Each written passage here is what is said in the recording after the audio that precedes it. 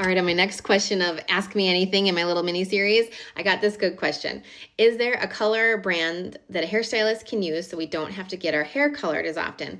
And I wanted to confirm what she was asking about, and she's talking about covering gray hair. And it reminded me of a super funny story, so I'm going to share it with you. So when I was in the salon, I had a new client. We were doing her consultation, and she was expressing to me how frustrated she was that it doesn't matter where she goes or who does her hair or what products they use. It doesn't matter. Her color fades. At her roots, she always notices that her color fades. And I was like, gosh, that's weird. And they're using permanent hair color, or what are they using? And she said, it doesn't matter. But after a while, my color fades, but it's only up here. And I was like, well, tell me, how long is it taking for this color to fade? And she says, I don't know, 6 to 8 weeks. We listen and we don't judge. So I explained to her that her hair grows from her roots, right? Like we all know that. Your hair grows from up here, not from the ends.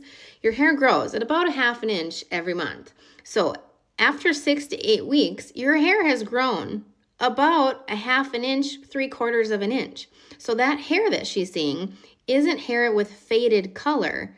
That's new hair that has never been colored. That's what we call regrowth, our roots, right? So I am not saying that that's what this person is insinuating. I think that they probably know that their hair grows from their roots and not their ends.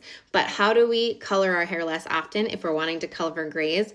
This is kind of a loaded question, and it's kind of hard for me to answer without seeing your hair or what your goal is. But one, you can obviously grow out your grays. You don't have to color your hair. Gray hair is awesome. If you aren't ready to let your gray go, then I would recommend doing a blended color by adding highlights or lowlights, something so that you don't notice a harsh regrowth when it happens. So if you're doing a solid color, you're going to absolutely notice as your hair grows out. If you do something that's a little bit more blended, it'll be a little bit harder to tell that your hair is growing out. I personally use a demi-permanent color on my grays because I don't want a harsh regrowth line at all. I use a demi-permanent, or other people might call it a toner. By using a demi-permanent, it's not 100% coverage. You still see a little bit of dimension, but then the color gradually fades. So I never have a harsh regrowth where there's gray and no gray. It just kind of gradually fades out.